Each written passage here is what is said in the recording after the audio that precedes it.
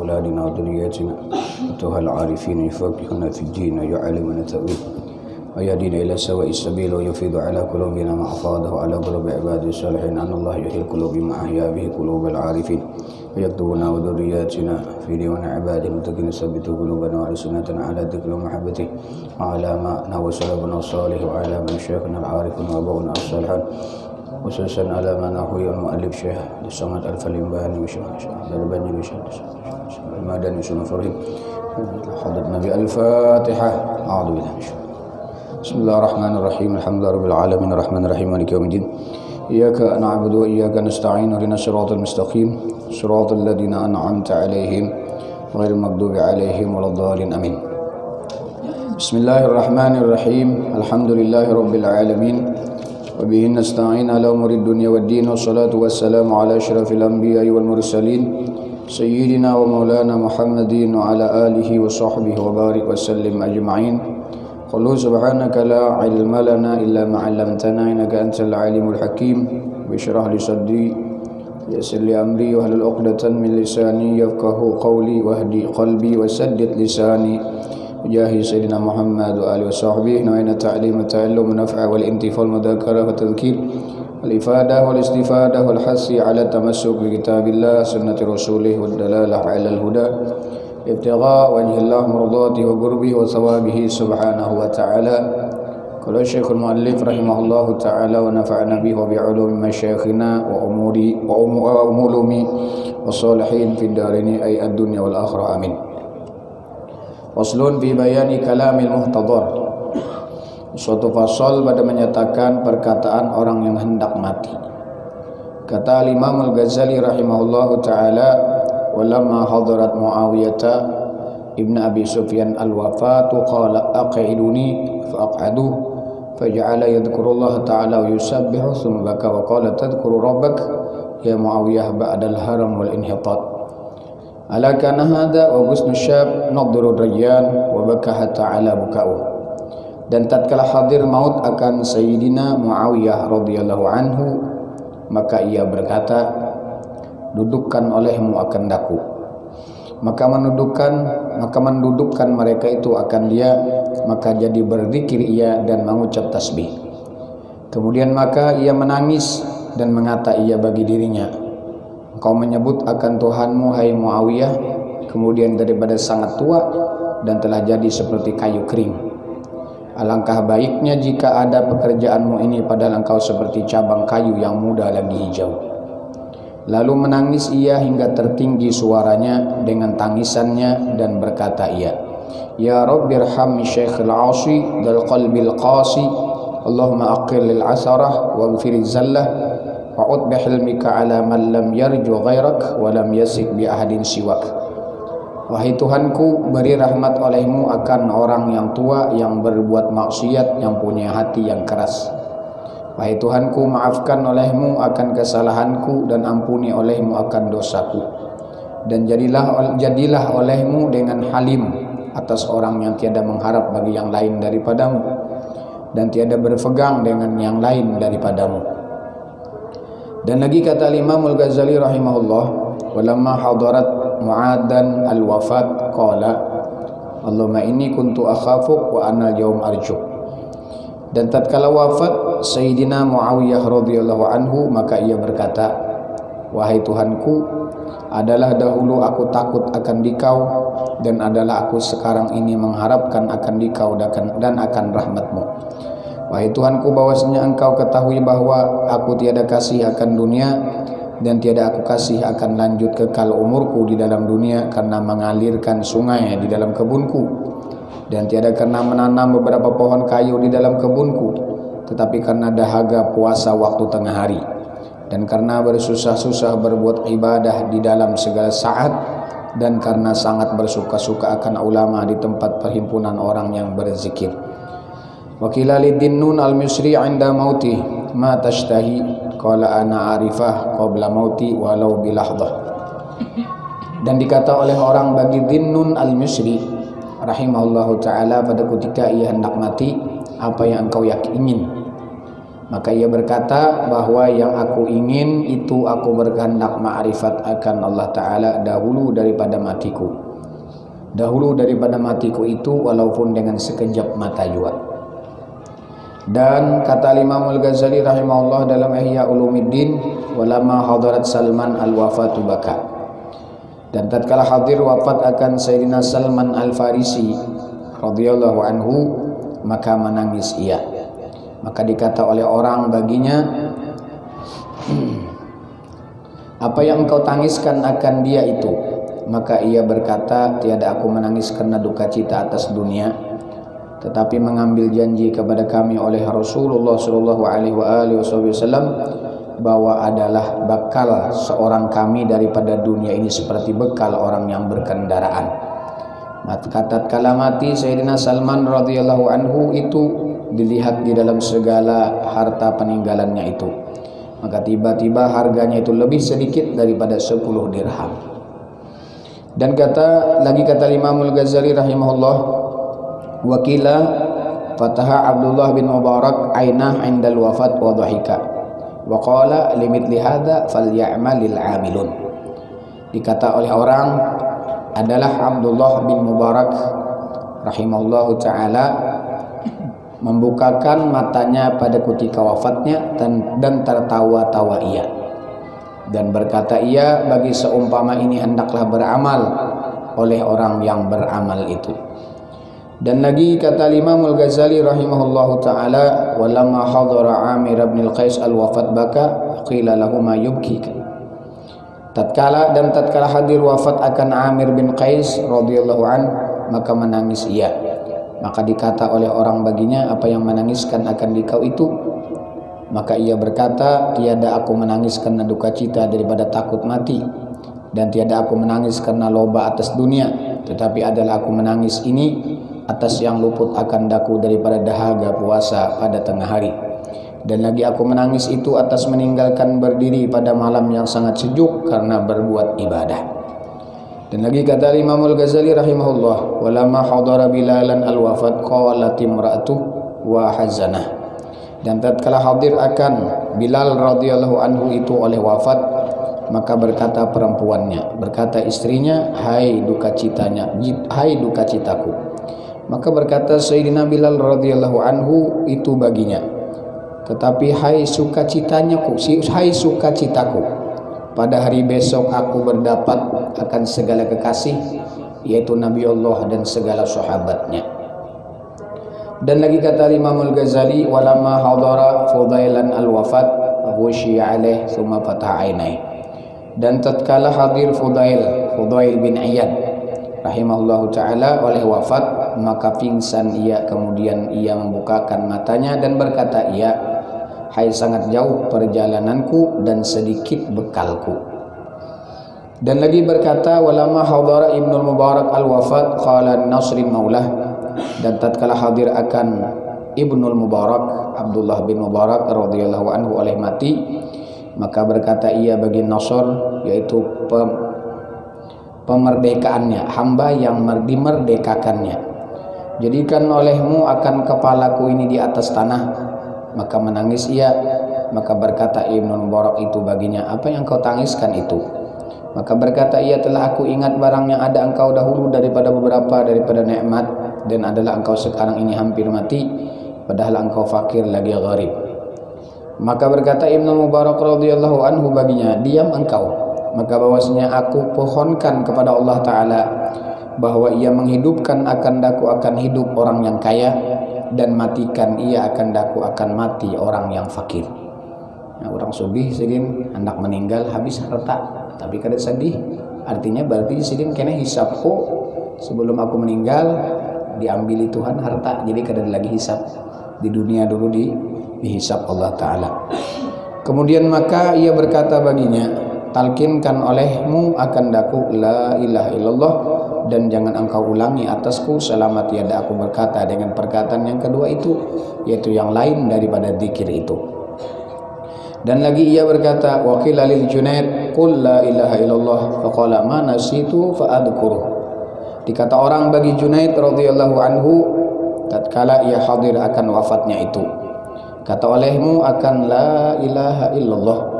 Maka berkata ia, aku tiada pernah lupa akan dia hingga menyebut aku akan dia. Dan lagi ia berkata, wa hukiya anna ibn Abul Abbas bin Atha dakhala ala al-Junaid fi waqti naz'ih fa sallama alaih wa lam yujibu thumma ajaba ba'da sa'ah.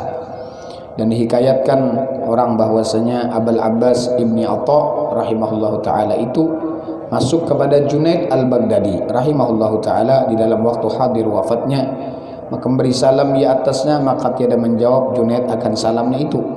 Kemudian maka menjawab ia kemudian daripada 1 saat atau kurang lebih 1 jam, dan berkata ia, udurkan olehmu akan daku, maka bahwasanya adalah aku tadi di dalam wiridku. Kemudian maka memalingkan ia akan mukanya ke arah kiblat, maka mengucap ia akan takbir, dan pada ketika itulah ia mati. Dan lagi ia berkata, waqila li Ruwaim indal maut qul la ilaha illallah faqala la usinu ghairah. Dan dikata oleh orang bagi Ruwaim, ini salah satu temannya Imam Junaid al-Baghdadi rahimahullahu taala, pada ketika ia hendak mati, kata olehmu la ilaha illallah, maka berkata ia, tiada aku baik atau pandai akan yang lain daripadanya. Kemudian maka berkata pula Imam Al-Ghazali dengan katanya, fahadi aqawlihu wa qawiluhum wa innama ikhtalafat bi sabtilafi ahwalihim. Maka inilah perkataan mereka itu, dan hanya saja bersalah-salahan mereka, perkataan mereka itu dengan sekira-kira bersalahan kelakuannya. Kenapa kada sama? Macam-macam, tergantung hal keadaan magomnya. Maka ghalib atas tengah mereka al-khawf, kebanyakan atas mereka itu al-khawf, yaitu takut kepada Allah, dan galib atas tengah mereka itu ar-raja, dan galib atas tengah mereka itu asyauq, rindu, dan galib atas tengah mereka itu al-hub, yaitu cinta. Maka berkata setiap satu daripada mereka itu atas yang ditentukan oleh halnya, dan adalah sekalian itu sahih dengan diidhafatkan kepada segala hal mereka itu, wallahu alam. Faslun fi bayanil qabri wa aqawilihim 'alal qubur. Suatu pasal pada menyatakan kelakuan kubur dan perkataan masyayikh yang arifin atas kubur.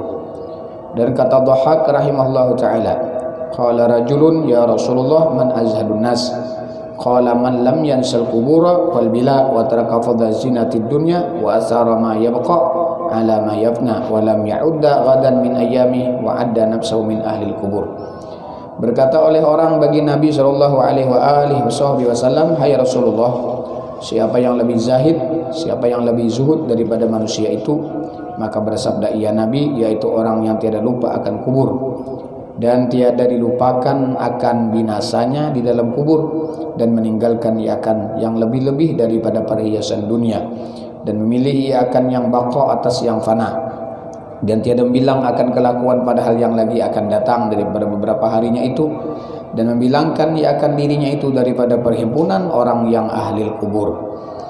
Wa kana al-Hasan bin Saleh idza asyrafa 'ala al-maqabir yaqul ma ahsana dhawahirah wa innamad dawahi fi wawatinik.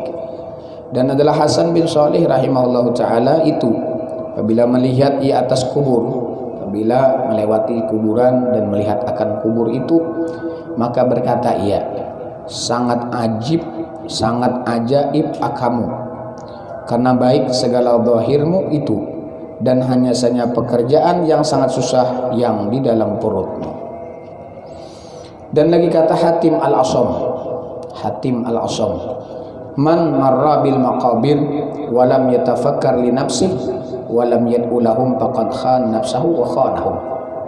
Barang siapa lalu akan tempat kubur, maka tiada memikirkan ia bagi dirinya. Jadi kita melewati kubur, tapi di hati kada ingat bahwa kita bakalan ke kubur juga, jangan mati juga. Dan juga tiada mendoakan bagi mereka itu. Jadi sekurang-kurangnya kita lewat kubur, assalamualaikum ya ahlal kubur, baca Fatihah sekali.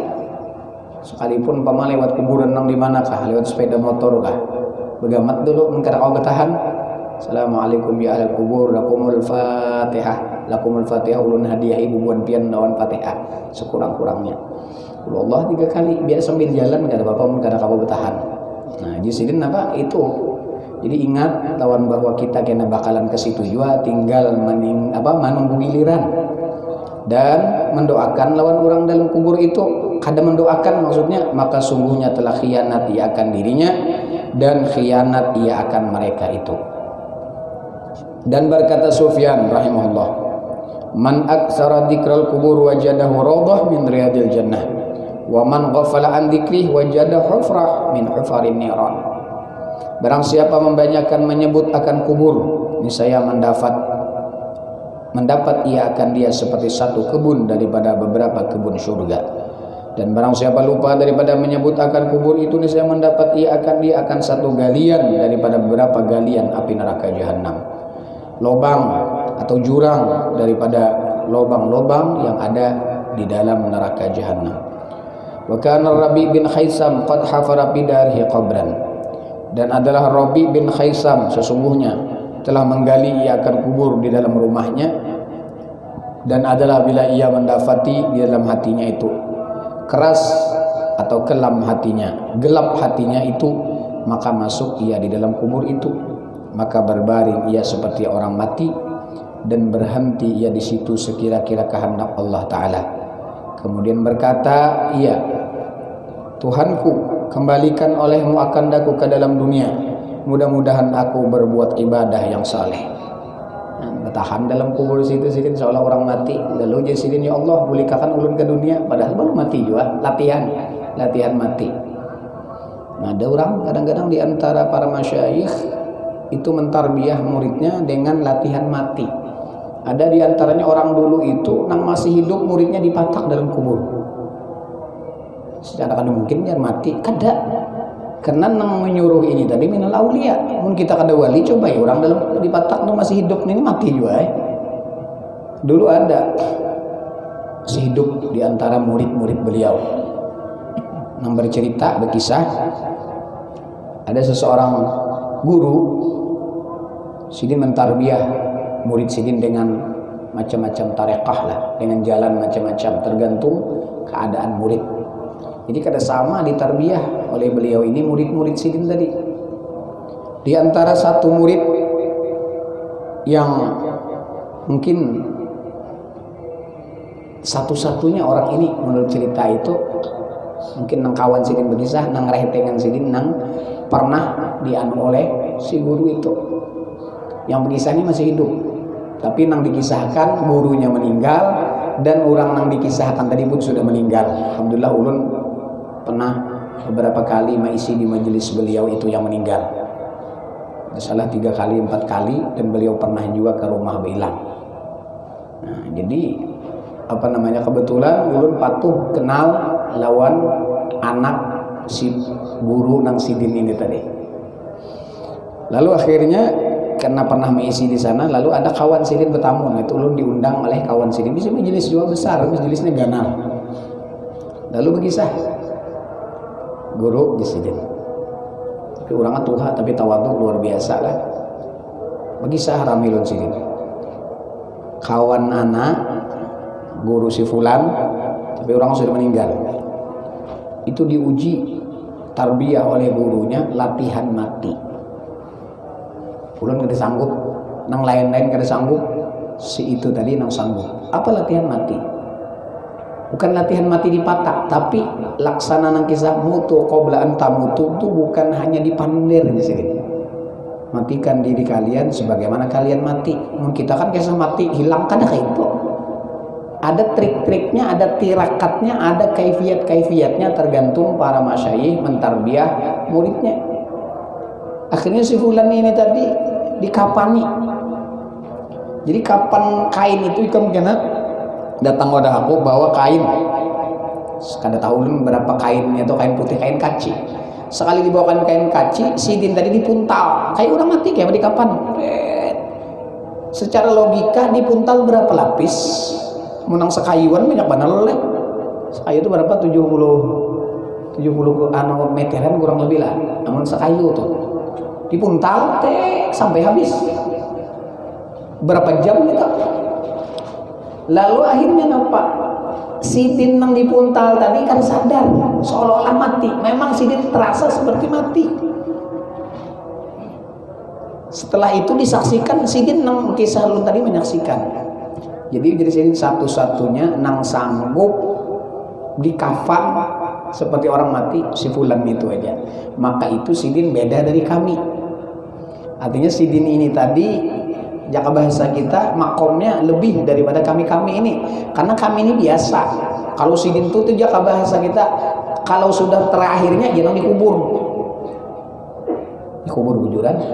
Kalau kita melihat Sunan siapa nang dikubur? Ada kalau nang kita film Sunan Bubuan Wali Songo atau ada kalau dikubur oleh, tapi kada sembarangan nang mengubur nih orang wali guru kada wali kada kawa kayak itu. Secara logika pasti mati. Kalau saya nang dikubur dipuntal itu aja nah sampai sejam biar kada binak pasti mati. Sidin memang terasa mati nang di kapan tadi. Tapi setelah dibuka dikira kan sidin dibangsin Allahu Akbar Allahu Akbar. Nah kayak orang lahir pulang bangun. Aneh kalau tapi nyata. Nah ini tarbiyah para masyayikh daripada para aulia. Dah kalau diturutin ini, menurut orang ulama-ulama bahir nurutin baca kematian orang. Nah, ada kawa. Artinya makomnya beda lawan kita. Gurunya tuh pun orang bukan guru sembarangan. Ada sembarangan. Kayak Datuk Kalampayan dulu lawan saya Seman dalam apa? Badi khalwat suluk di bawah tanah. Jadi suluk orang Treka Semaniah itu kalau di Seseman itu di dalam ruang bawah tanah. Jaka bahasa kita ini tanah ditabuk itu nang kayak kubur. Memang nang kayak kubur. Jaka bahasa kita tuh masa bedi duduk ini aja nah. Kawannya berapa? Berduduk tingginya kayak penjara itu nah, tapi penjara bawah tanah, tempat khalwatnya. Dan seorang di situ masing-masing sini sikung sini bilik-biliknya. Nah, kadang-kadang antara murid ini beda-beda halnya, waridatnya yang datang dari Allah dengan suluk tarbiyah itu. Ada yang hilang, menyerut guru barilah hilang, Syekh Abdul Somad Palembang hilang, pengarang ini hilang serta jasad. Ada yang jadi banyu, awaknya hancur cek jadi banyu, kena asal daripada main air, asal daripada banyu, cek jadi banyu, seperti banyu di atas daun keladi. Nah mereka yang berbulat nah kayak itu banyaknya. Nah kayak itu. Akhirnya apa? Yang sempurna menurut kisah, menurut riwayat guru kita berkisah kan, nang utuh kada hancur kada hilang tetap utuh kayak manusia ada tuh kelampaian. Kenapa jadi nang kayak itu sidin sempurna antara syariat dan hakikat seimbang. Syariat dan hakikatnya seimbang. Kalau Syekh Abdul Somad Palembang kita baca buku beliau ini khusus mereng ke masalah hakikat. 70%, 75% masalah hakikat yang dibicarakan. Kalau Datuk Kelampaian yang dibicarakan sidin syariat, sabilal muhtadin, bab faraid, bab munaqahah, bab tentang masalah istihadah, itu Datuk Kelampaian. Ada sidin mengarang satu kitab masalah ma'rifat, masalah hakikat adalah Kanzul Ma'rifah. Kitab Kanzul Ma'rifah itu kan kecil. Jadi syariat ini penyeimbang bagi hakikat. Syaikhul Islam Palembang hilang karena sidin condrong ke situ, ke hakikat.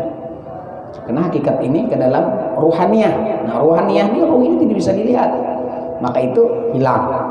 Ada yang jadi banyak. Bahkan kita baca di dalam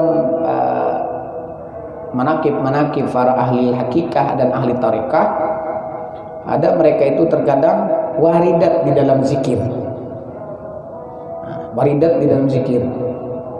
Al-waridat, waridat itu datang daripada dikir, daripada wirid.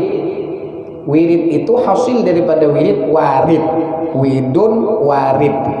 Warid itu sesuatu yang Allah berikan kepada orang yang berwirid. Rahasia wirid tadi diberikan Allah, lalu namanya warid, jamannya waridat. Tatkala berzikir, asyiknya berzikir la ilaha illallah, la ilaha illallah, sekian ribu, 1000, 10.000, 100.000 berzikir dengan kaifiyat tarekah yang mereka ambil talqin daripada gurunya. Akhirnya setelah berzikir la ilaha illallah, la hilang. Jaka bahasa kita berbaju ini timbul bajunya aja terlalu bajunya aja orangnya kadada. Bahkan ada di antaranya yang kayak apa kita jadi abanyok, jadi banyak. Nah, ada di antara itu. Tapi kayak apa supaya kembali kepada wujud manusia? La ilaha illallah. Apa sutil? Kalau sudah Muhammadur Rasulullah kembali. Syekh Abdul Syarani dalam kitab beliau disebutkan waridat zikir ini hilang. Tapi setelah dibaca Muhammadur Rasulullah kembali seperti semula. Maka beliau berkata, laula lutfullahu alayya ma'udtu ilaikum. Kalau tidak karena rahmat kasih sayang Allah, lutfullah, kelembutan Allah, niscaya aku tidak bisa kembali di antara kalian. Bisa ada berkubur jangannya. Tapi karena supaya sempurna makomnya, lalu berkubur sebagaimana Rasulullah pun ada kubur makomnya. Kalau kita mencari yang hilang ya lah, hilang beserta jasadnya. Itu dalam kubur bang. Jadi kadang mutlak dia hilang itu usia. Bakajian hantu sekalinya ke Gunung Roban sana, hilang cuma dikubur bentuk. Kadang kita itu kalau orang mendengar bahwa orang syariat mati hancur, orang tarekat mati kurus kering, orang hakikat mati lemak belamak, orang ma'rifat mati hilang beserta badan. Ujar wali kutub siapa? Syekh Al-Habib Muhammad bin Alawi Al-Maliki sepakat beliau minal kutub, daripada wali kutub, yaitu Qutbul Ulum.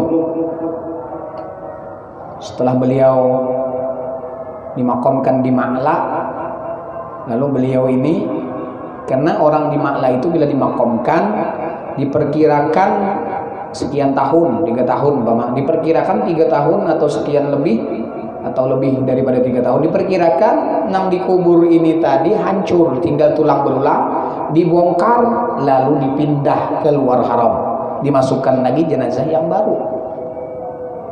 Cuman pernah dimakam siapapun orangnya. Akhirnya apa? Diperkirakan ini jasad Sayyid Muhammad bin Alawi Al-Maliki ini tadi hancur sekitar 3 tahun, dibongkar. Nah, wajah lampunya.